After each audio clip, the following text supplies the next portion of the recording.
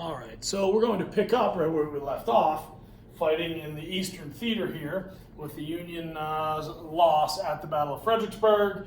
We remember that the newly appointed Ambrose Burnside made this attempt to advance on Richmond and get around Robert E. Lee's army and end this thing. But of course, we know that he hesitated, he waited for the pontoon bridges, and then this unfortunate assault across the field was a massacre for the Union. And it's yet another huge Confederate victory. Well, you can probably guess what happens to Ambrose Burnside after his defeat at Fredericksburg. You guessed it right, he is replaced. Lincoln tries yet again to find a different general to lead the Union Army to defeat the Confederates. That new general is going to come in the form of Joseph Fightin' Joe Hooker. He will replace Ambrose Burnside as the Union commander. And by virtue of his nickname, Fightin' Joe, Lincoln thinks maybe, just maybe, I have finally found the guy that can get in there and win a fight. Because we know at this point, it's not looking too good for the Union armies, especially in the Eastern Theater. Now, a couple things about Fightin' Joe Hooker. Well, first of all, he is going to be, he's going to replace Ambrose Burnside. He's going to be put into charge of the army, and he's going to be given the task of, all right, it's your turn. You have to try to take and defeat Richmond and Robert E. Lee. It's going to come in the next major battle, the battle at Chancellorsville.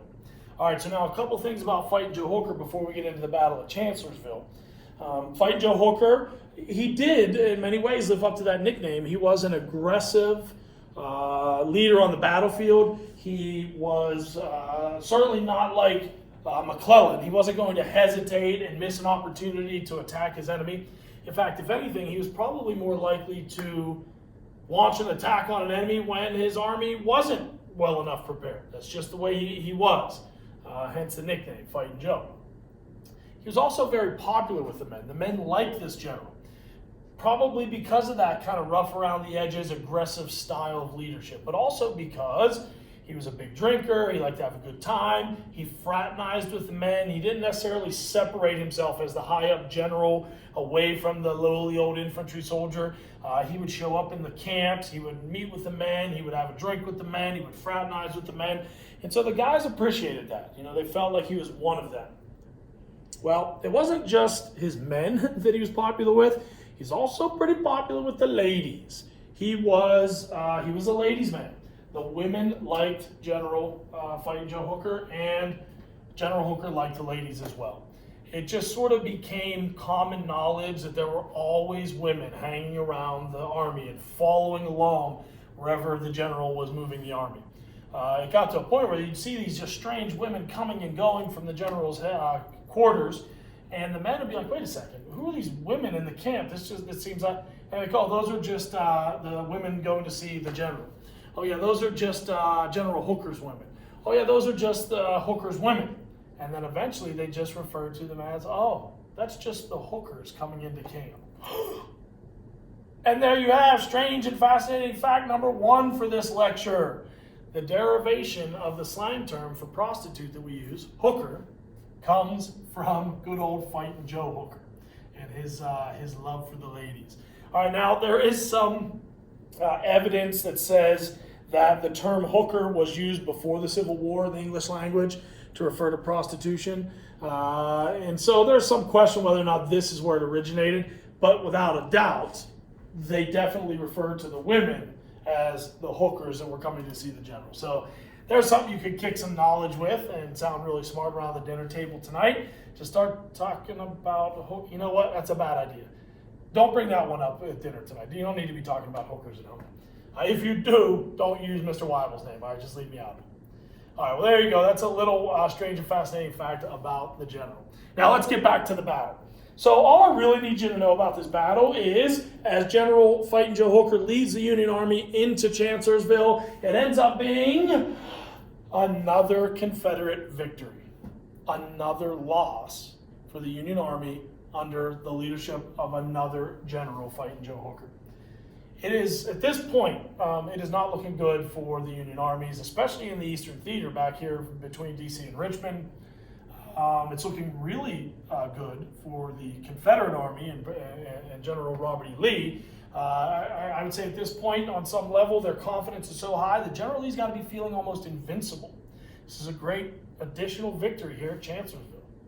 Now, that being said, there is also a great loss that the Confederates suffer at the Battle of Chancellorsville, and that is the death of Stonewall Jackson. Stonewall Jackson's death is an interesting, sort of strange and fascinating fact in and of itself. Stonewall Jackson is shot and killed at the Battle of Chancellorsville, but he is shot and killed by his own men. Now, how does that happen? Well, if you look at the dates here, this campaign at Chancellorsville goes over several days. And one of the evenings after the fighting subsides, it's 1860, there's no fighting at night, they don't have night vision goggles or anything like that. So as the sun goes down, the armies have to sort of regroup, they dig into their defensive positions and wait for first light to fight again. Well, one of those evenings, Stonewall Jackson took a few of his men out to scout the battlefield, to look for the Union positions, to check out the terrain, and ultimately to strategize what he wanted to do the following day in battle. On his way back to camp, it's the sun's going down, it's dusk. There are Confederate picket lines surrounding the camp as protective defensive positions in case of a surprise attack. They hear something, they see some movement in the trees, they call out, they think it's Union soldiers making a move on their camp, and these Confederates fire into the woods. And they were firing at Stonewall Jackson and his men as they were returning back to the camp. When the shots are fired, Stonewall's men grab him, they pull him down off his horse, they dive on top of him to protect him from this friendly fire, as we call it. But it's too late. Stonewall Jackson is struck in his left arm. They pull General Jackson off of this battlefield, they take him to a field hospital, and it is determined that he must have his left arm amputated. He is unconscious, they amputate his arm, and he lays recovering from this amputation in a field hospital for a few days.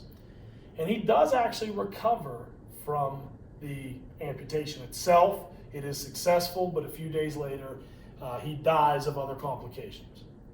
And with this big additional Confederate victory at Chancellorsville, we see the loss of Stonewall Jackson as a big Confederate loss. In fact, Robert E. Lee was quoted later as saying, "They cut off his left arm, and in so doing, they've cut off my right." Just a reference to the significant impact that Stonewall Jackson had as Lee's right-hand man, so to speak. It was his go-to guy, and now he was gone.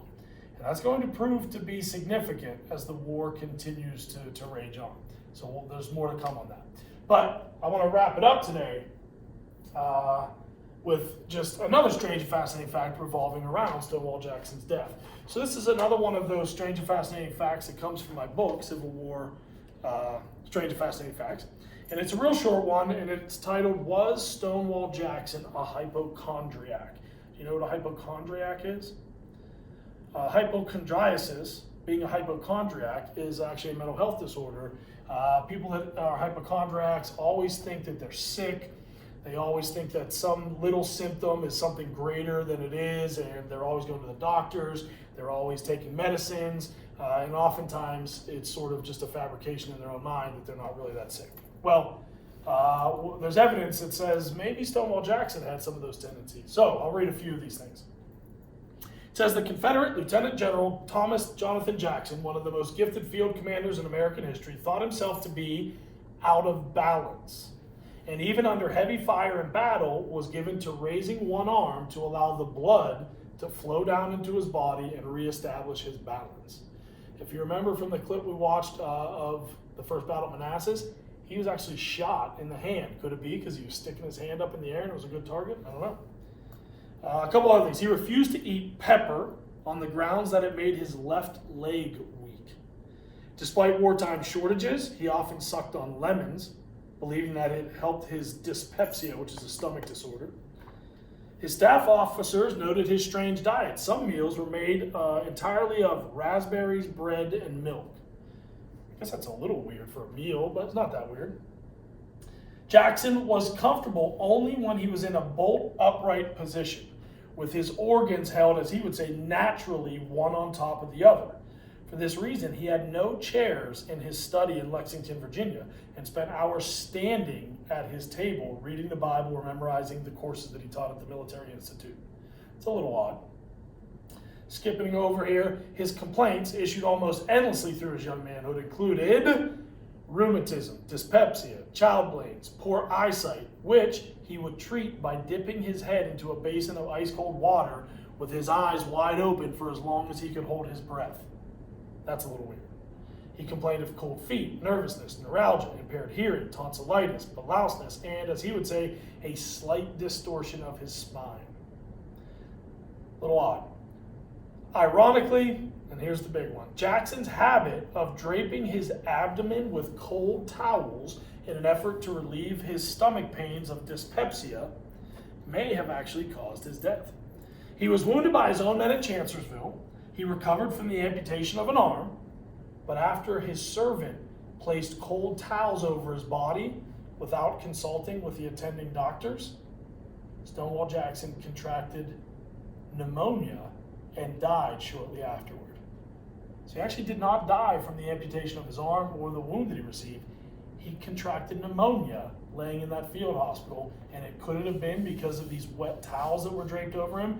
The doctors wouldn't have probably said he should have done that, but he dies from pneumonia, and unfortunately for the Confederates, they have this big loss of Stonewall Jackson. So was he a hypochondriac? I don't know. Was his death strange and fascinating? The fact he's shot by his own men and then he dies from pneumonia from these towels, that's pretty interesting. And so with that, we're going to just kind of assess where we are. And at this point, we're about 2 years into the war. And ultimately, what we're seeing develop would be what we call a stalemate. The Union has failed to take Richmond, which was the first part of their strategy, multiple times back here in the Eastern Theater. All those battles, all those attacks, all those attempts, all of them Confederate victories. We know that Grant is stuck out on the Mississippi River. Now he's taking the northern part, the Farragut's taking the southern part, but they haven't captured the whole river. He needs to take Vicksburg in order to do that, which we'll get to later.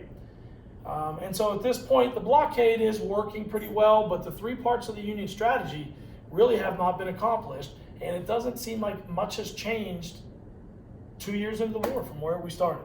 And so for that reason, we're going to say that we're at a stalemate. And we're going to leave it there for now, and we will come back to that stalemate later.